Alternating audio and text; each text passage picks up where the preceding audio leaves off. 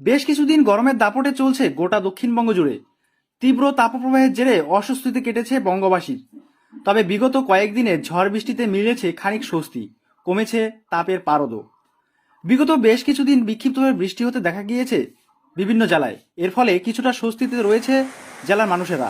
তাপমাত্রার পারদ কমেছে জেলা পুরুলিয়াতেও।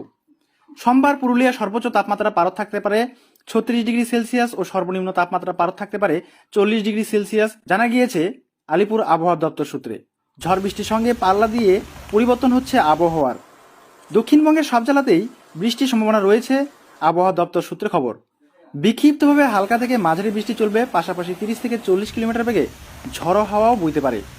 বৃষ্টির সঙ্গে ঝড়ো হাওয়া থাকলেও কালবৈশাখীর সম্ভাবনা নেই। হালকা বৃষ্টি হবে পুরুলিয়া, ঝাড়গ্রাম, পশ্চিম মেদিনীপুর, পশ্চিম বর্ধমান ও বীরভূমে।